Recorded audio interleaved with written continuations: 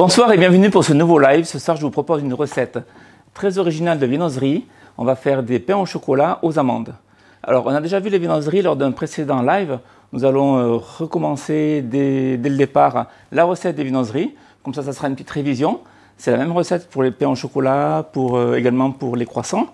Et on va vous les transformer donc en pain au chocolat aux amandes. Alors, la solution facile, ça serait d'acheter des pains au chocolat directement en boulangerie ou en pâtisserie. Mais bon, on va se compliquer un petit peu la tâche ce soir. On va les faire nous-mêmes et ça sera bien meilleur. Donc pour commencer, nous allons faire la détrempe.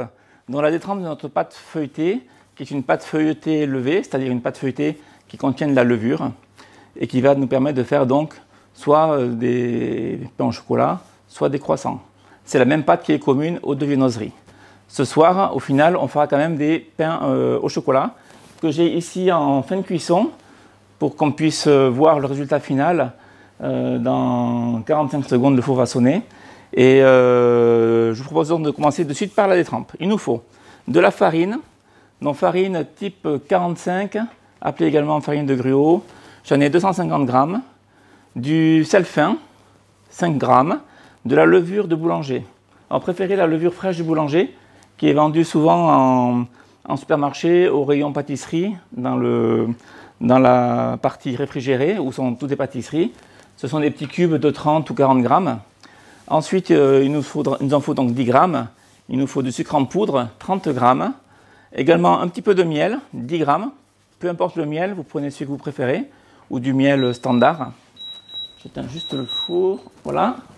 Donc 10 grammes de miel que j'ai déjà mis ici dans la cuve. Par rapport à son côté visqueux, je l'ai pesé directement dans la cuve.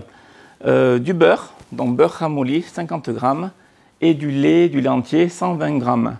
Ça nous permettra de faire environ 8 pains au chocolat.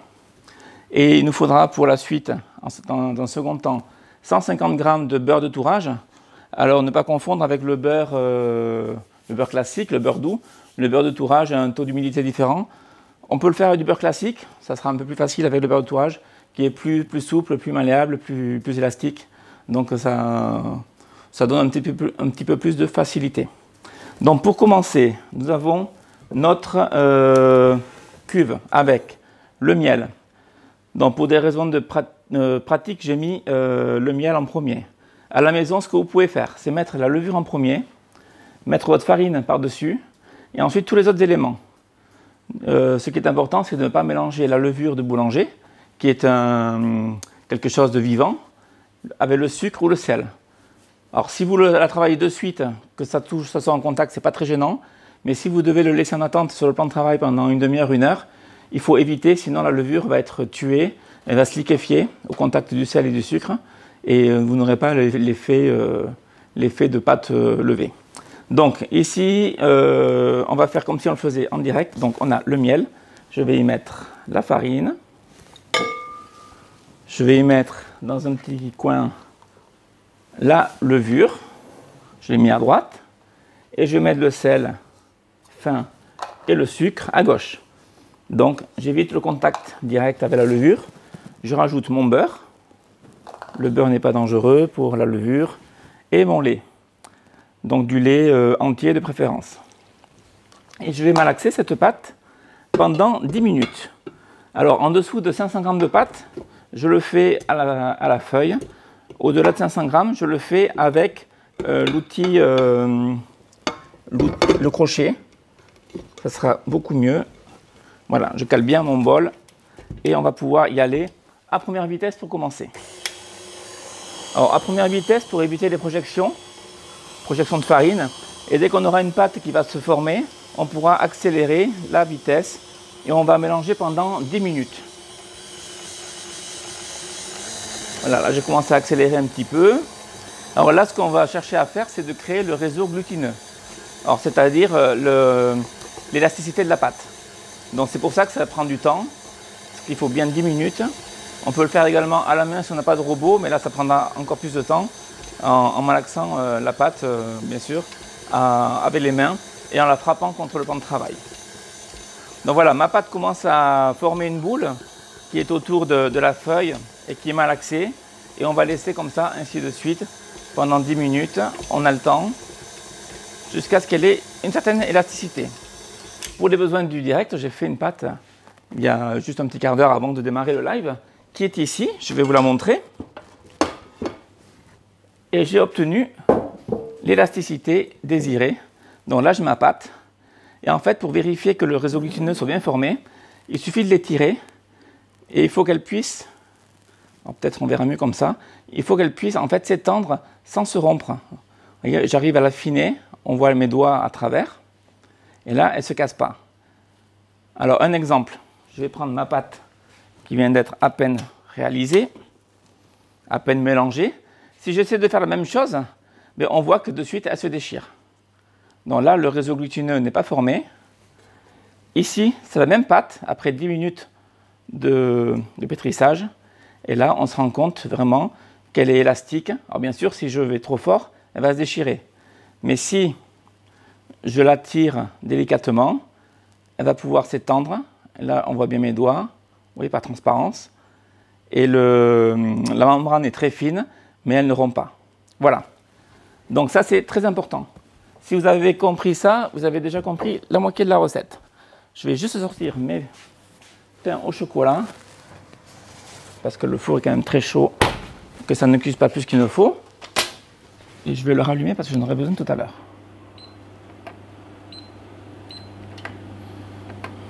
Voilà. Donc lorsqu'on a obtenu notre pâte, ça c'est la détrempe, notre pâte de base pour la pâte à croissant, je vais tout simplement la mettre en boule et je vais la couvrir avec un papier film et je vais la laisser sur le plan de travail pendant une demi-heure. Il va y avoir déjà une première pousse, enfin pousse qui ne sera pas visible à l'œil nu, mais la levure va déjà commencer à jouer son rôle. Et là, je l'oublie pendant une demi-heure. Au bout d'une demi-heure, je vais la débarrasser. Je retire le papier.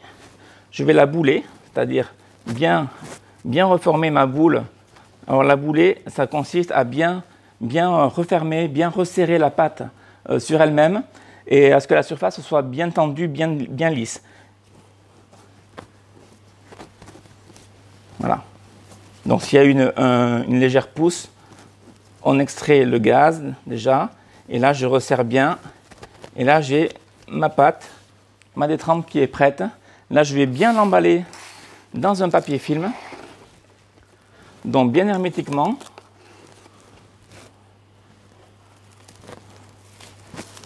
Et je vais la laisser poser au frais pendant toute une nuit.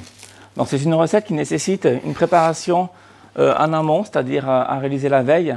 Et là, Gaëtan, je vais te donner ma pâte et tu vas aller me chercher la détrempe qui est prête, qui est dans le frigo, qui a été réalisée donc hier.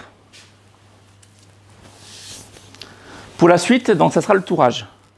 Donc pour le tourage, on a besoin donc du beurre de tourage, j'en ai parlé tout à l'heure au début de la recette, qui est ici, 150 grammes. Et il est froid, il vient de sortir du frigo, donc il est vraiment dur. On va le ramollir. Alors je préfère utiliser, merci, voilà ma pâte, elle a un petit peu gonflé, mais elle est quand même maintenue par le papier film, donc elle ne peut pas trop se développer. Donc là je laisse de côté pour l'instant.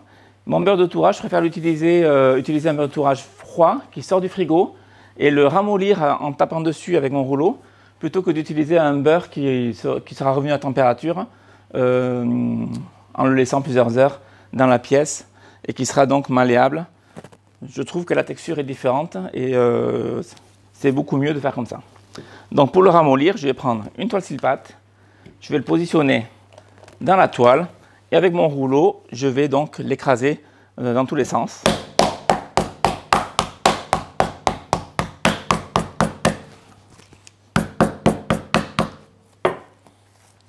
Quand j'en suis arrivé là, je le replie en deux, je le repositionne et je continue.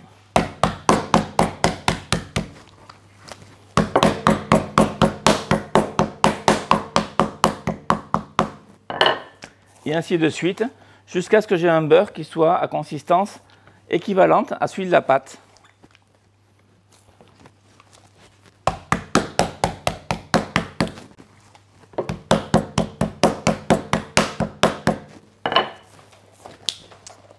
Voilà, là je replie encore en deux.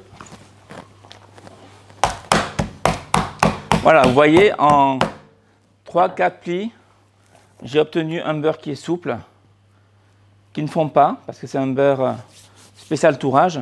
Ils font une température plus élevée que le beurre classique. Et là, j'ai ma pâte qui sort du frigo. Donc pour commencer, je vais laisser ça de côté. On va abaisser donc notre détrempe et on va faire le tourage. Alors le tourage, dans la pâte feuilletée classique, on fait soit 5 ou 6 tours, généralement 6 tours, selon l'utilisation qu'on veut en avoir. Ici, on va faire un tour double et un tour simple. Alors pour commencer, je vais fleurer mon plan de travail. Donc fleurer, c'est-à-dire fariner mon plan de travail. On ne met pas trop de farine non plus pour ne pas rajouter trop de farine dans la détrempe, parce que la détrempe, bien sûr, va l'absorber progressivement. Et je vais commencer à aplatir un peu ma pâte entre les mains. Voilà. Et après, je vais continuer au rouleau. Donc, je farine également un petit peu le dessus de la pâte. Je farine mon rouleau. Et je vais faire une bande. Je ne vais pas chercher à m'étaler sur les côtés. Je vais faire une bande qui sera à peu près comme ici, ce que je dessine sur le plan de travail. Alors avant de continuer, on a une question de Eric qui nous demande si le beurre change entre un beurre classique et un beurre de tourage. Est-ce que le goût change? Mais le beurre de tourage, c'est une margarine en fait. Donc oui, on n'aura pas le vrai goût du beurre. Quand on achète des croissants en pâtisserie, par exemple, on a les croissants classiques et les croissants au beurre. Les croissants au beurre sont faits avec du vrai beurre. C'est ce qui donne ce goût caractéristique. Les autres croissants sont faits avec du beurre de tourage, qui est une margarine spéciale feuilletage, et qui donnera des bons croissants, mais pas avec le goût caractéristique du beurre. Donc, pour apprendre au départ, c'est mieux d'avoir un beurre de tourage, parce que vous avez le point de fusion du beurre qui est différent, donc il va fondre moins rapidement entre vos mains, rien qu'avec la chaleur des mains. Et une fois que vous maîtrisez bien le tourage, là vous pourrez vous attaquer avec du beurre de cuisine classique, qui a un point de fusion donc différent, qui va fondre plus rapidement, mais vous maîtriserez déjà les gestes, donc vous allez pouvoir y arriver. Ça c'est important. On peut faire directement au beurre si vous voulez, mais bon, moi je préconise quand même de faire au beurre de tourage pour l'apprentissage. Et quand on maîtrise après, on peut prendre un peu plus de liberté. Donc là chez moi, des trempes, je vais l'étaler donc en longueur. Je vais essayer de rester le plus rectangulaire possible. Alors au départ, on commence à partir avec des bords arrondis, c'est normal. On va petit à petit récupérer des angles droits. Donc j'étale. Je ne cherche pas à élargir, ça va s'élargir tout seul. Donc pour faire une bande, c'est-à-dire ça va rester à peu près à ce format-là. Obligatoirement ça s'élargit un petit peu avec le rouleau.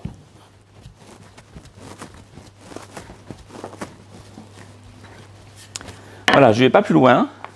Et là, avec le bout de mon rouleau, j'essaie de rattraper mes angles droits. Est-ce qu'on le voit bien? Oui. Voilà, de façon à former donc un rectangle. Voilà. Donc, à côté de ça, maintenant que j'ai ça, je vais façonner mon beurre.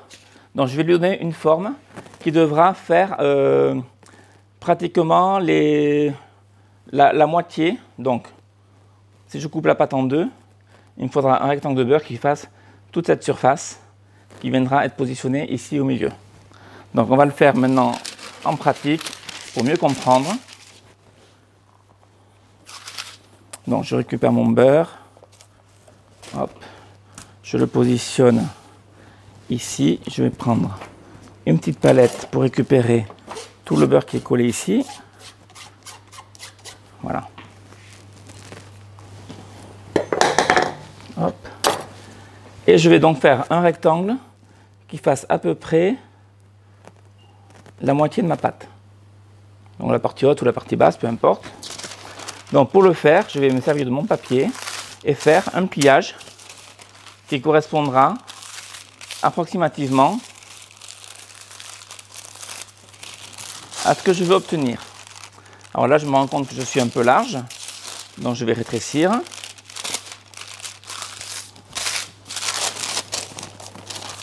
Voilà, ici, il faut imaginer que le beurre va couvrir toute la largeur du papier. Donc j'ai un peu de pâte qui dépasse à droite, à gauche. Ici, pour la largeur, je suis bien. Ensuite, je ferme un côté. Donc, je vais venir me positionner ici. Et je vais fermer pareil en haut. Et ça va me faire à peu près un rectangle de beurre qui fait la moitié de ma pâte. Et là, avec mon rouleau, je vais venir étaler mon beurre dans mon papier sulfurisé de façon à former un rectangle de beurre, oui c'est ça, bien régulier. Donc j'amène le beurre jusque dans les angles. Voilà, en l'écrasant comme ceci. Et le but c'est d'avoir donc un rectangle de beurre qui soit régulier sur toute la surface, donc avec une épaisseur constante, et vraiment du beurre jusque dans les angles.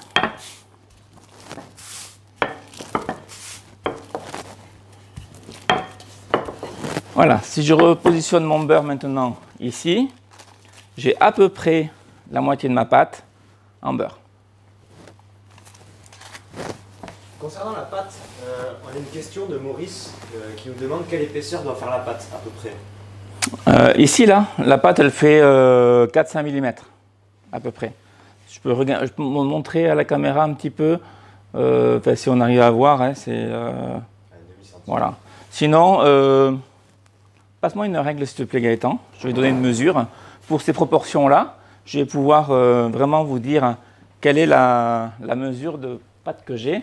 Alors là, je suis sur une largeur de 17 et sur une longueur de 33-34 cm. Voilà. Comme ça, vous avez déjà un repère pour une base de 250 g de farine, la baisse que j'ai devant moi. Donc maintenant, je vais ouvrir mon beurre délicatement et je vais venir le positionner au centre, bien au centre. Entendez, le fait d'avoir manipulé un petit peu mon bâton, il s'est un petit peu rétréci. Donc je le ramène aux dimensions qu'il faut. Donc je vais remesurer. Voilà, je suis à 40 cm de long. Alors je positionne mon beurre bien au centre. J'appuie de façon à le faire adhérer à la pâte. Et ça va surtout m'aider à le décoller facilement de mon papier. Et là je prends un angle et je tire en le faisant bien glisser contre le plan de travail. Et là, je suis sûr que tout le beurre se décolle correctement et je n'ai pas d'angle qui se soulève.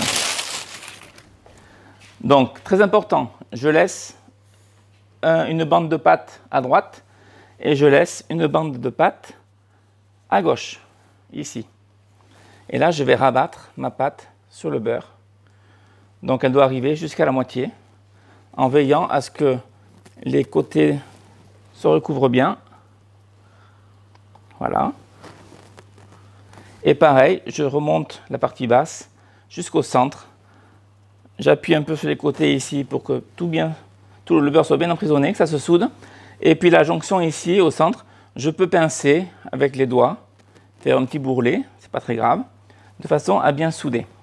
Là, mon beurre est emprisonné dans ma pâte, dans ma détrempe, et on va commencer le tourage. Donc je vais refariner mon plan de travail un petit peu. Et là, je vais mettre mon pâton dans ce sens-là. Donc, je fais un quart de tour et j'ai ma soudure centrale qui est face à moi à la verticale. Et je vais étaler et faire une bande avec mon rouleau. Alors, je ne vais pas commencer par le centre et appuyer comme trop fort. Je risque de faire sortir le beurre et d'abîmer ma pâte. Je vais commencer tout doucement. Vous voyez, j'avance progressivement et mon pâton s'allonge tout doucement également et régulièrement.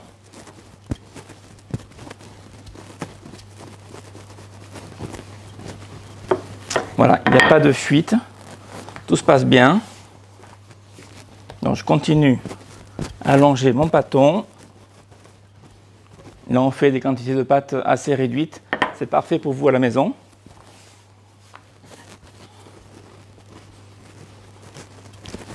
Et je l'étale donc sur une épaisseur très régulière.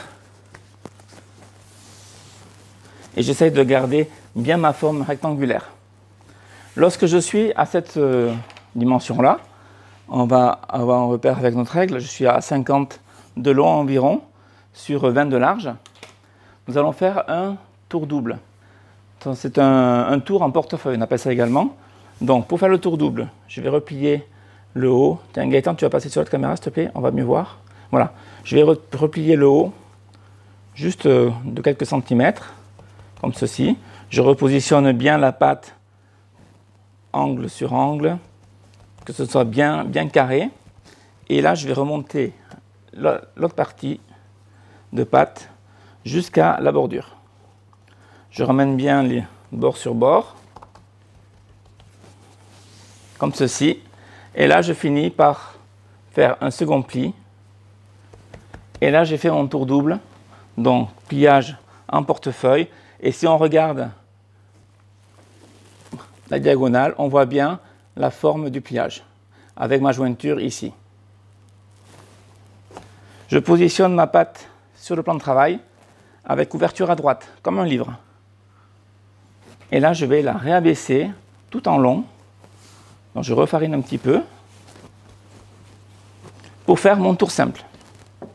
Je farine aussi un petit peu dessus. Et c'est pareil qu'avant, je vais progressivement.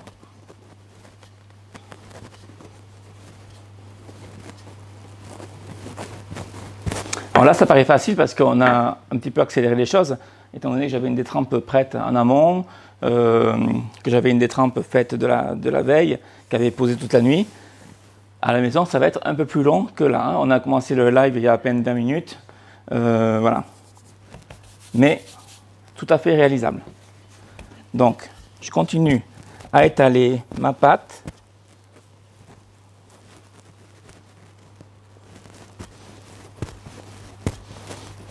L'important, c'est d'être régulier, que mon bâton s'étale tout en restant droit. Il ne faut pas qu'il commence à briller. Si j'appuie trop sur un côté, et mon bâton, vous voyez, il tourne. Il a tendance à tourner. Donc, l'important, c'est d'appuyer pareil avec les deux mains, de façon à être bien régulier. Et je l'allonge environ jusqu'à 50 cm, un petit peu comme j'étais tout à l'heure. Allez, on va vérifier. Donc, je suis à 50 cm de long, et là, je suis à 13-14 de large. Ça, c'est un petit peu rétréci. Mais ça, c'est normal, c'est le pliage qui le veut. Lorsque je suis à ce stade-là, je fais un quart de tour. Donc, je fais toujours le quart de tour dans ce sens-là, donc dans le sens contraire des aiguilles d'une montre. Et là, je vais faire un pliage en 3, donc un tour simple, où je rabats d'abord le côté droit sur le milieu. J'élimine la farine s'il y en a. Et le côté gauche sur le milieu, de façon à avoir mon tour simple. Et là, je vais montrer donc à quoi ça ressemble. Voilà. Alors, on a une question qui revient là. On nous demande s'il ne faut pas mettre au frigo la pâte entre les tours. Non, on peut le faire direct. C'est maintenant qu'on va mettre dans le frigo. Donc là, ma pâte est terminée. Donc vous voyez, c'est une pâte qui est très rapide à faire, plus rapide qu'une pâte feuilletée. Maintenant, il faut un temps de repos obligatoire au frais pour qu'elle se raffermisse. Donc pour éviter qu'elle ne croûte, je vais l'emballer dans du papier film et je vais la laisser minimum 1 heure dans une chambre froide au frigo, qu'elle se raffermisse bien. Lorsque cette pâte sera refroidie, bien raffermie, on va l'étaler en rectangle, donc sur une épaisseur d'environ 4-5 mm. Dans l'idéal, il faut obtenir un rectangle qui fasse 32 cm par 28. Donc Gaëtan, je vais donner cette pâte et tu vas revenir avec mon abaisse de pâte qui est prête, qui est sur la plaque, donc dans le frigo. Alors, j'ai abaissé ma pâte au préalable parce qu'une fois qu'elle est abaissée, j'aime bien la remettre au frigo, qu'elle reprenne encore le froid et qu'elle perde de son élasticité. Sinon, j'aurais du mal à tailler mes croissants, à mes pains au chocolat et d'avoir des pains au chocolat qui soient bien réguliers. Donc, pensez à laisser au frais, là, maintenant, depuis qu'on a fini le tourage. On l'étale en forme, en forme rectangulaire, comme ceci. Et lorsqu'elle est étalée, je la mets sur un papier sulfurisé, sur une plaque, je la couvre bien, je la remets au frigo une petite demi-heure. Et une fois que la demi-heure est passée, nous en sommes à ce stade-là. Et là, nous allons faire le découpage. Donc, on va tailler notre pâte à pain au chocolat. Ça pourrait être des croissants, c'est la même pâte. Donc j'ai dit qu'il fallait un pâton de 32 par 28. Alors bien sûr, c'est à peu près. Ce n'est pas 32 piles et 28 piles. Regardez, déjà ça part un petit peu en biais ici, donc je ne pourrais pas avoir un rectangle parfait. Mais j'ai, pour tout vous dire, j'ai du 39 par 30. Voilà, je suis un petit peu au-dessus. Et ma pâte est abaissée à 5 mm. Donc moi j'ai un laminoir, ça me facilite un petit peu la vie. Mais à la maison, vous pouvez le faire. Et pour être sûr d'avoir une abaisse bien régulière, vous pouvez mettre des règles sur le côté. Mais avec le rouleau, vous servez des règles pour avoir une épaisseur vraiment régulière.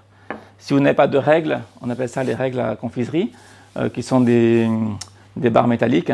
Vous pouvez le faire avec des petits bouts de bois que vous achetez en magasin de bricolage. Vous choisissez l'épaisseur et ainsi vous avez vraiment des règles qui vont vous aider, que ce soit pour abaisser cette pâte ou abaisser une pâte sucrée, une pâte sablée, une pâte brisée à la maison pour d'autres utilisations.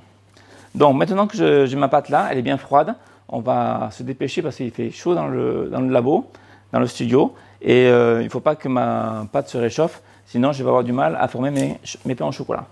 Donc je vais commencer par partir sur un côté bien droit. Donc je vais égaliser, alors je pars de la gauche, et je vais égaliser, et je vais couper ma pâte en faisant des mouvements de haut en bas. Je fais pas, je tire pas la pâte, sinon je casse tout mon feuilletage. Donc c'est important de bien couper en allant de haut en bas. Cette pâte, bien sûr, cette chute, on ne la jette pas, elle pourra resservir. Alors je vais faire en fait 8 pains au chocolat. Chaque pain au chocolat fait 8 cm de largeur. Donc là j'ai besoin d'une règle. C'est pour ça que j'ai cette règle à proximité. Et je vais faire une petite entaille tous les 8 cm. Donc 8, 16, 24 et 32. Je vais faire pareil ici. On va faire comme ça. 8. Voilà.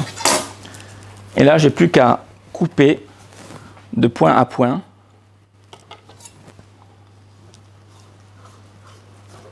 Et avec le couteau, toujours de haut en bas.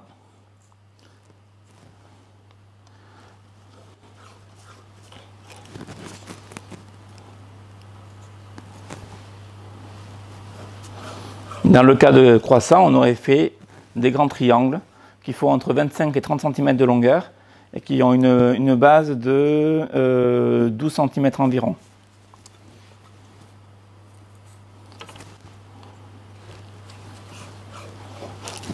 Voilà.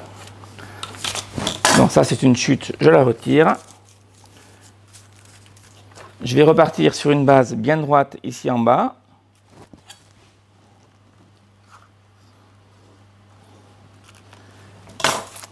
Et mes pâtons pour faire mes pains au chocolat doivent faire 14 cm. Donc je dois avoir 28 à peu près. Voilà, et je vais, donc ici je suis à fleur. Et ici, hop, j'égalise également de l'autre côté.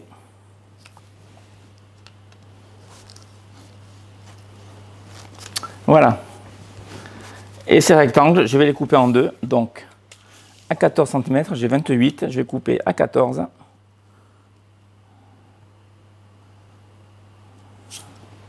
Ici et 14 ici. J'ai entre 27 et 28, on fait à peu près. Voilà, et je vais couper en deux. Et là, j'ai mes 8 pains au chocolat. Je n'ai plus qu'à les façonner et à les mettre en pouces. Alors, pour les façonner, déjà, je vais les rassembler. Les 8. On va retirer ce papier. On va retirer ces chutes. Alors, les chutes, on ne fait pas une boule. On les superpose, on les garde bien à plat. On les remet au frigo et après, on pourra les réétaler. Bien sûr, on aura un feuilletage de qualité inférieure, mais on aura quand même quelque chose qui sera tout à fait comestible, avec un feuilleté. Bien sûr, en pâtisserie, on ne se permet pas de faire ça. on préfère mettre les chutes à l'intérieur des pains au chocolat, des petites chutes comme ceci. Mais à la maison, vous pouvez vous permettre de réutiliser cette pâte. Et pour vos enfants ou la famille, ça va être tout à fait satisfaisant. Donc je vais retirer un petit peu cet excédent de farine. Là, il faut avoir un plan de travail qui n'est pas trop fariné, de façon à pouvoir bien rouler mes pains au chocolat. Surtout si vous faites des croissants, c'est encore plus important. Il faut que la pâte adhère un petit peu au plan de travail, de façon à pouvoir bien rouler avec les doigts. Donc, il me faut également des bâtons de chocolat. Donc, moi, j'utilise des bâtons de chocolat de la maison Cacao Barry. Ce sont des boîtes de 500 bâtons. Donc, qui veut dire 500 bâtons, dit le petit modèle. Il y a des boîtes de 300 bâtons également, avec des bâtons un peu plus gros. Alors, si vous utilisez des bâtons vendus par 300, vous n'en mettez qu'un. Si vous utilisez les bâtons vendus par 500, c'est ceci. Vous en mettez deux. Là, on va en mettre deux. Donc, je prends mon rectangle de pâte. Je vais le positionner, mon bâton. Vous voyez, ça fait pile la largeur. En haut du rectangle, je vais l'enfermer. Je vais bien appuyer avec les doigts, de façon à ce que ma pâte adhère. Je vais mettre un second bâton à l'endroit où j'ai appuyé avec les doigts. Et je vais le rouler gentiment. Et là, je tire vers moi. Et cette partie-là, la clé, on appelle ça la clé, c'est-à-dire la soudure, je veille à ce qu'elle soit bien dessous. Et surtout pas positionnée, imaginons que ma main c'est le plan de travail, pas positionnée comme ceci, parce que sinon, quand la pâte va pousser, elle va se rouvrir. Il faut vraiment que la clé soit dessous. Je ne sais pas si je me fais bien comprendre. Et une fois que j'ai la clé dessous, j'appuie de façon à donner une légère assise et que mon pain au chocolat puisse rester bien stable et qu'il ne se mette pas à rouler lorsque je vais les déplacer. Voilà, je fais pareil avec les autres.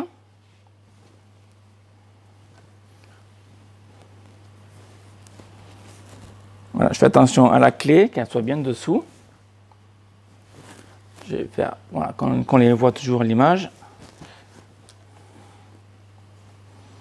Alors pour les chutes, je vous disais tout à l'heure que les chutes, on peut les mettre également dans les pains au chocolat.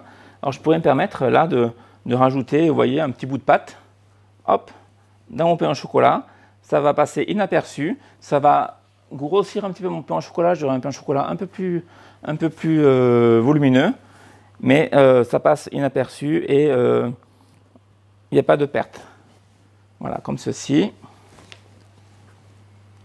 Bien sûr, il faut en mettre très peu, hein. Il ne faut pas commencer à mettre un gros morceau. Donc c'est un petit morceau de pâte comme ceci. Ça, on peut se le permettre.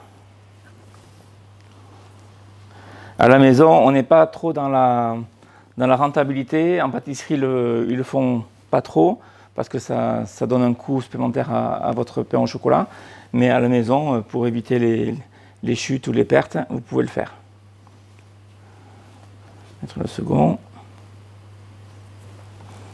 Voilà, je fais attention de rouler bien droit, que mon rouleau ne parte pas de travers.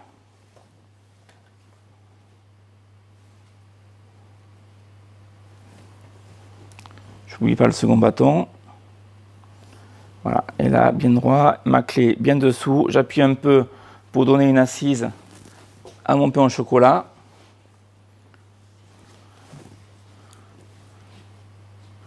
Et là, je fais les 8 pains au chocolat dont on avait parlé. Donc, c'est une quantité pour 8 à peu près.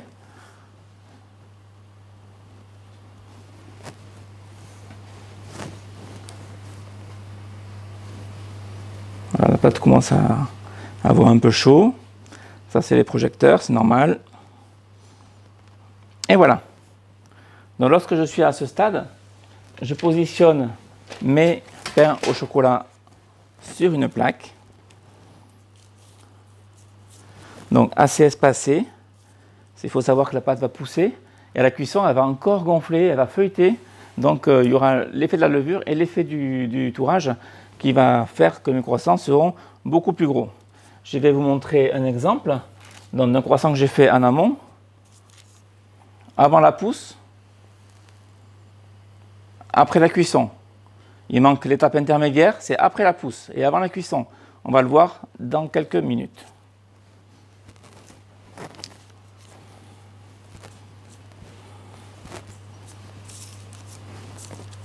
Voilà.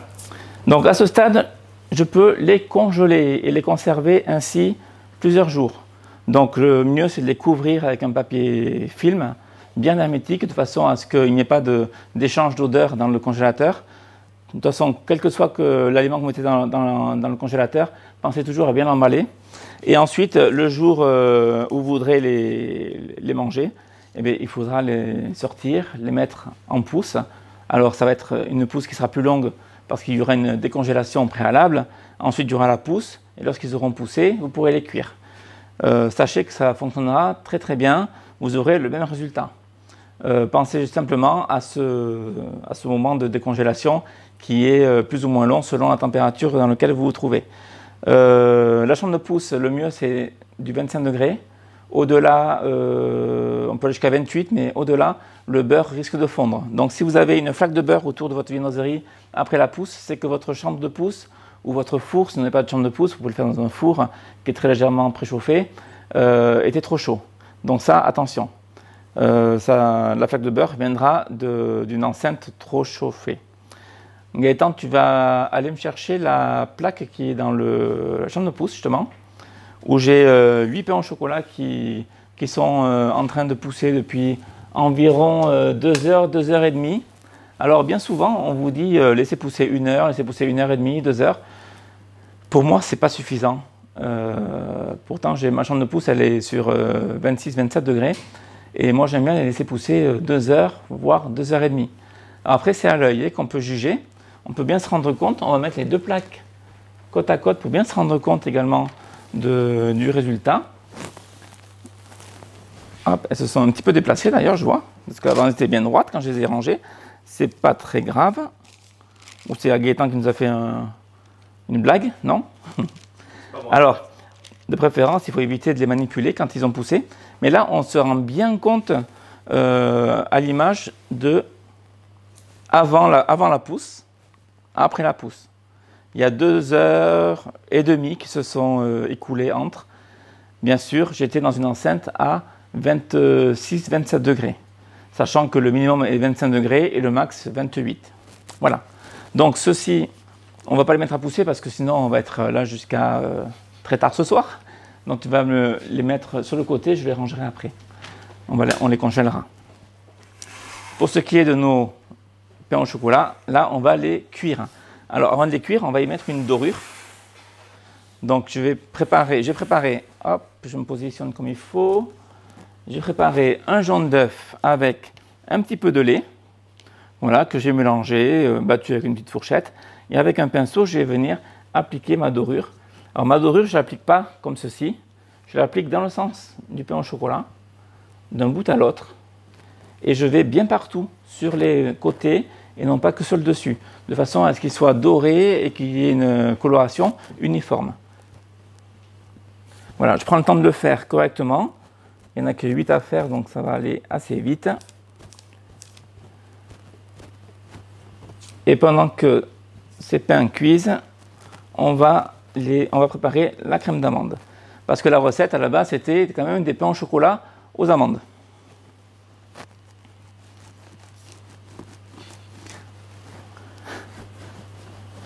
J'entends Gaëtan ricaner, donc voilà.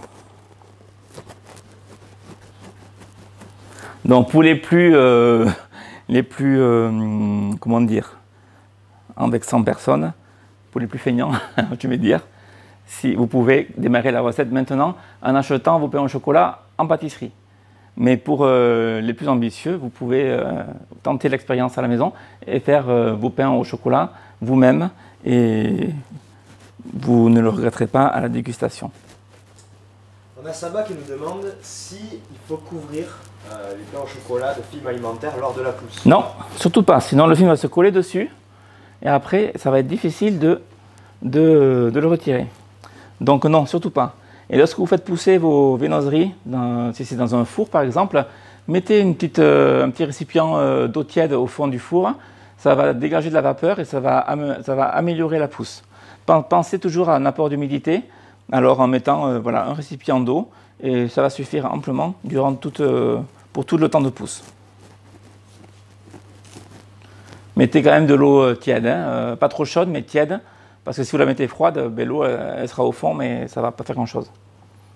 Voilà, j'ai fini de dorer donc mes pains au chocolat. Nous allons les enfourner. Alors j'ai un four chaleur tournante préchauffé à 180 degrés. Ils vont cuire environ 15 voire 20 minutes. Ça peut varier d'un four à l'autre. Nous n'allons pas travailler ces pains au chocolat ce soir parce qu'ils seront chauds. On va les voir sûrement à la fin du live une fois cuits, mais ils seront chauds, donc je ne pourrai pas les travailler directement. C'est pour ça que j'ai fait des pains au chocolat en amont, qui sont ici, qui ont cuit cet après-midi, qui ont refroidi. Et c'est ces pains au chocolat que nous allons donc transformer en pain au chocolat aux amandes. Alors on a Eric qui nous demande si c'est grave si on dort sur les pliures. Sur les côtés, il veut dire, je pense. Enfin, là, il n'y a pas de pliure. Là, le dessus du pain au chocolat, il est bien lisse. Alors, si on met de la dorure sur les côtés, c'est-à-dire, hop, on va essayer de montrer ici, là, sur la partie roulée, ben, on risque de... L'œuf, à la chaleur, il coagule. Donc, en coagulant, mais il a un rôle de colle, si vous voulez. Donc, si on met de l'œuf et que l'œuf est saisi en rentrant dans le four, ben, ça va un petit peu empêcher la pâte de se développer. Alors, bien sûr, ça ne va pas tout bloquer, mais on va un petit peu freiner le développement à la cuisson. Et il faut faire attention. Surtout pour les croissants. Les croissants, c'est un triangle qui est roulé. Donc, il y a des pliures, différentes épaisseurs sur le dessus. Là, il faut vraiment appliquer un pinceau qui n'a pas de l'œuf qui coule à outrance. Hein. Il faut que l'œuf qu'on dépose sur la pâte reste sur la pâte et qu'il n'y ait pas de coulure sur les côtés. Donc là, il faut être beaucoup plus méticuleux pour les croissants, oui. Tandis que là, pour les pains au chocolat, bon, c'est un petit peu différent, il y a moins de risques. Mais évitez tout de même d'avoir des grosses coulures d'œufs qui soient sur le papier. Essayez d'avoir un pinceau qui soit quand même bien essoré et qui ne dépose qu'une fine couche d'œufs sur la viennoiserie. Voilà, là je vais enfourner. Et comme ça, on va pouvoir continuer notre recette. On les verra sûrement avant la fin du live cuit. Donc pour mes croissants, mes pains au chocolat, je mélange toujours, je parle toujours de croissants alors qu'on est en pain au chocolat. Ceci dit, on peut le faire avec des croissants. Nous allons faire une crème d'amande. Pour ma crème d'amande, il me faut du beurre, il me faut du sucre en poudre, il me faut 2 œufs, de la poudre d'amande, de la farine et un petit peu de crème. Donc j'ai bien nettoyé mon plan de travail. Il me faut également un récipient. Donc je prends un cul de poule et une spatule. Alors on pourrait le faire, cette crème on pourrait la faire au batteur, mais là on va la faire la même parce que les quantités sont quand même assez réduites. Et là j'ai la quantité de crème nécessaire pour donc 8 pains au chocolat. Donc c'est tout à fait ce qu'il nous faut. Je commence par mettre mon beurre. Alors, pour les quantités, il y a 100 g de beurre, il y a 2 œufs, 100 g de poudre d'amande, 100 g de sucre en poudre. Donc c'est facile à retenir, c'est 100 g, 100 g, 100 g, 2 œufs. Ensuite la farine, il en faut 20 g, 40 g de crème fleurette. Donc, la crème fleurette, c'est la crème liquide à 30 ou 35% de matière grasse. Et les œufs, j'ai déjà dit, voilà. Donc, je commence par mettre mon beurre dans le cul de poule et mon sucre en poudre. Et là, je vais mélanger avec donc, la spatule. Je vais obtenir une texture crémeuse, d'où le mot crémer. On va crémer notre préparation. Donc, on va obtenir quelque chose de pommade, en fait. Hein. Donc, je mélange bien avec ma spatule. Jusqu'à ce que je ne vois plus du tout de sucre en poudre et que j'ai une texture bien crémeuse.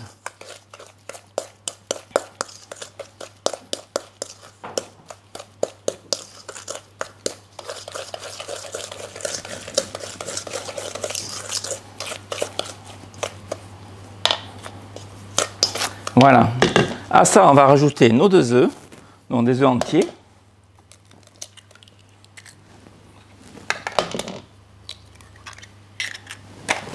Donc qui sont quand même à température ambiante. Si vous mettez des œufs bien froids, ben, le beurre risque de se réfugier un petit peu et va faire des grumeaux. Donc prenez plutôt des œufs tempérés. Vous le sortez 1 heure avant du frigo, c'est très bien. Donc je mélange bien. Donc là, c'est un petit peu de mal à se mélanger, c'est normal. C'est l'œuf qui veut ça. Il y a la matière grasse, le beurre et l'œuf. Et là, le mélange ne se fait pas. Tout va se réguler en ajoutant la poudre d'amande et la farine.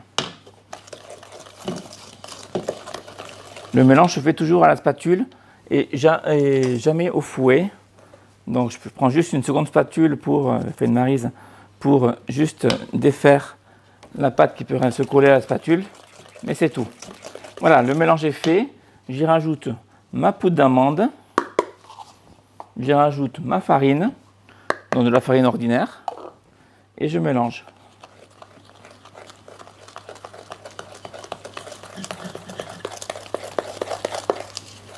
Si vous le faites au batteur électrique, surtout vous le faites à la feuille et non pas au fouet.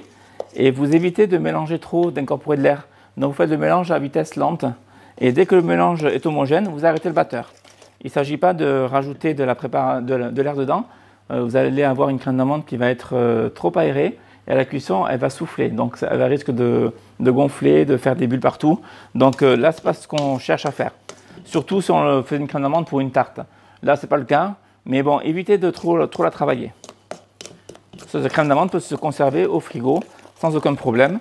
Elle va juste se figer un petit peu parce qu'il y a du beurre. Donc avoir une texture un peu plus ferme. Mais elle sera tout à fait utilisable et malléable. Donc dès qu'on a une pâte qui est bien homogène, comme c'est le cas ici, on va rajouter la crème. Donc la crème c'est 40 grammes. Et je finis de mélanger. On n'utilise pas le fouet pour ne pas incorporer d'air. C'est ça.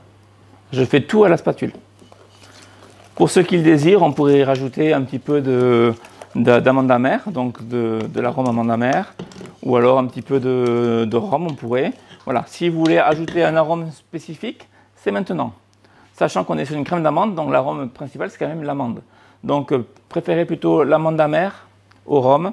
Mais ça, c'est vous qui décidez, c'est selon vos goûts. Voilà, je termine bien le mélange.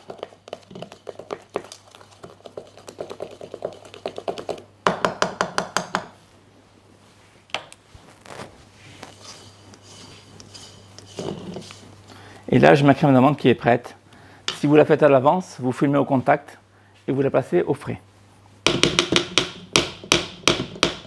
Donc, imaginons que mes pains au chocolat, qui sont très beaux, qui cuisent, on les verra après, soient cuits et refroidis. J'obtiens ce résultat. Là, je n'en ai que 4 parce que j'ai fait les 4 autres qui sont déjà cuits et avec les amandes pour vous montrer après.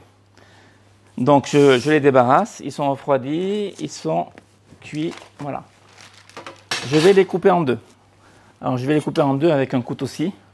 Donc, couteau-scie appelé généralement un couteau à génoise ou alors avec un couteau à pain, tout simplement. Attention parce que ce sont des lames qui tranchent pas mal. Et je vais couper donc mon pain au chocolat en deux. Alors le risque c'est que la croûte, ce que j'appelle la croûte, c'est la dorure, se décolle, ça peut arriver. Donc si c'est le cas, vous faites attention de ne pas trop la briser et on la remettra dessus. Là ça peut, voilà, vous voyez, elle est là, donc je ne la brise pas et on la remettra dessus. Voilà, et là je vais couper donc mon pain au chocolat en deux, de façon à avoir deux moitiés.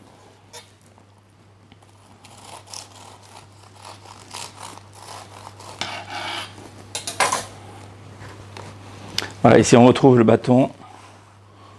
Hop, le bâton en chocolat.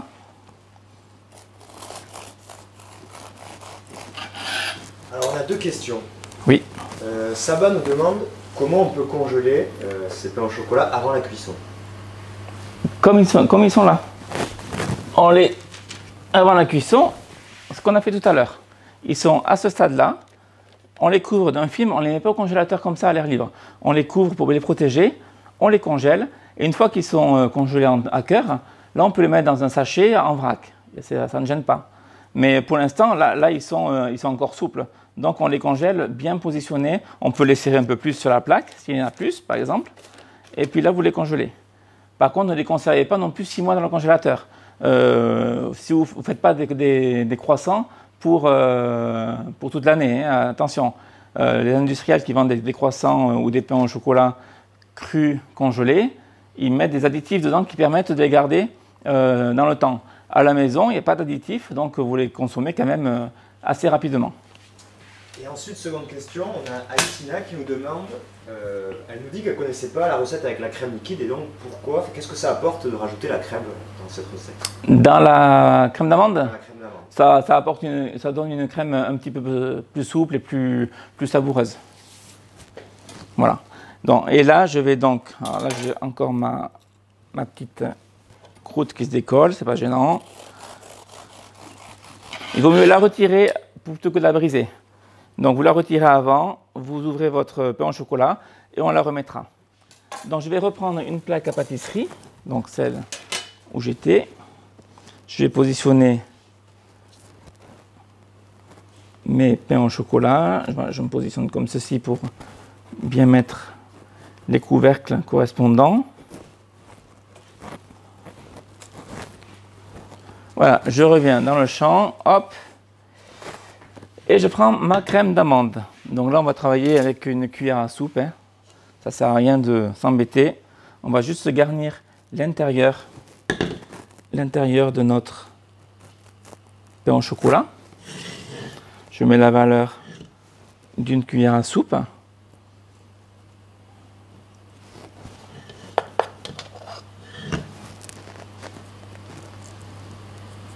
Voilà, je garnis, je suis généreux. Donc à la cuisson, ça va un petit peu couler sur la plaque, je veux dire. Mais c'est pas très gênant, après ça va coaguler, ça va faire une masse un petit peu rigide par la cuisson. Voilà. Donc là, je vais recouvrir avec mon couvercle pour reconstituer mon pain au chocolat. Si j'ai une partie qui se décolle comme ceci, la dorure, eh bien, je peux y mettre un petit peu de crème d'amande et je repositionne. Voilà, ça va lui permettre de bien tenir. Pareil ici, elle se décolle facilement. Voilà, je mets juste un petit peu de crème d'amande et je repositionne. Voilà, de façon à ce que ça tienne bien. Et ensuite, je vais venir poser donc sur mon pain au chocolat une petite cuillère à soupe de crème d'amande. Il ne faut pas trop en mettre non plus parce que sinon ça va couler partout et ça va pas être très joli, autant que ça reste sur le pain au chocolat. Voilà, on a le temps, hein, on prend le temps de bien le positionner. Donc on essaie d'en mettre sur toute la surface du pain au chocolat.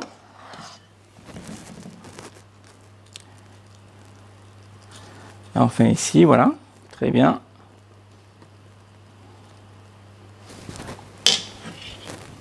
Et on va terminer avec des amandes, donc amandes effilées ou amandes bâtonnées si vous n'avez pas d'amandes effilées. Bon, le plus classique, c'est quand même le plus courant, c'est les amandes effilées. Et là, je les mets bien sur la crème d'amande. Eric nous demande si le fait de repasser les pains au chocolat en cuisson, après avoir ajouté ces amandes, oui, ne va pas faire qu'ils seront trop cuits. Non, non, parce que ça cuit assez vite. Non, non, il y a 10 minutes de cuisson, mais le pain au chocolat ne va pas se retrouver desséché. Sauf si vous avez des pains au chocolat qui ne sont pas du jour. Mais là, les pains au chocolat viennent d'être cuits, donc ils sont extrêmement moelleux et ils ne vont pas sécher. Voilà, donc à ce stade, dès que mon four sera libéré, je les enfourne de façon à cuire donc, et la crème d'amande et que les amandes effilées qui sont sur le dessus dorent. Donc, après cuisson, donc là vous le verrez à l'œil, hein, il faut que la crème d'amande soit prise, vous le verrez à l'œil et que les amandes soient colorées. Après cuisson, nous allons obtenir ce résultat. Alors là, c'est le résultat brut de décoffrage, c'est-à-dire dès la sortie du four. Donc, le fait qu'il y ait un papier, ça se décolle parfaitement bien. Donc ici, les petites coulures, on peut les retirer éventuellement. Mais bon, moi, j'aime bien les laisser aussi. Et on termine donc le dressage de nos pains au chocolat aux amandes en les saupoudrant très légèrement de sucre glace.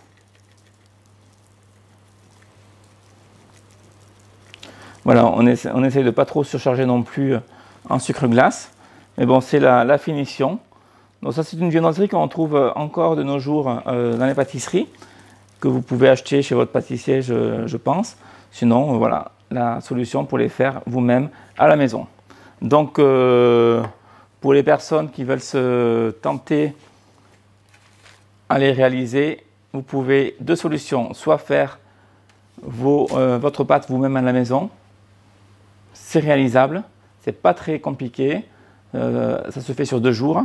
Pour ceux qui sont un peu plus, qui ont un peu plus peur de faire la recette et qui veulent quand même réaliser la recette à la maison, vous pouvez acheter vos pains au chocolat tout faits dans le commerce et ensuite les transformer en pain au chocolat aux amandes.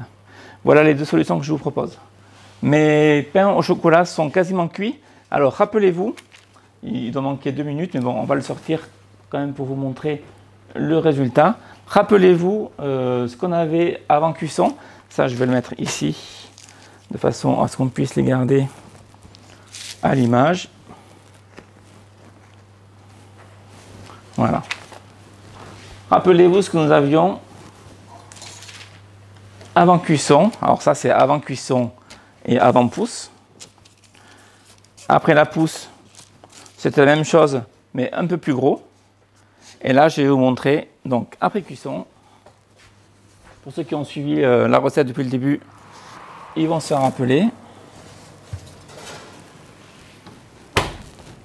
Le résultat, donc, des pains au chocolat, qui se touchent un petit peu, mais vous voyez, on peut les séparer. Ils ne sont pas collés pour autant entre eux. Voilà, c'est fini pour ce soir. Je vous donne rendez-vous mercredi prochain pour un nouveau live. Cette fois, j'aurai un invité. Je vais avoir... oui, pardon. Arnaud Montrobert, qui est un pâtissier de la maison Weiss, donc un de nos fournisseurs qui nous fournit du chocolat. C'est également un pâtissier qui a travaillé avant ça dans la maison 3 Gros, voilà, qui est un étoilé Michelin, 3 étoiles Michelin. Donc je l'aurai à mes côtés mercredi prochain. Je vous donne rendez-vous donc même heure, même jour, pour une recette originale que je ne vous dévoile pas, ça sera la surprise. Donc à mercredi prochain et bonne soirée.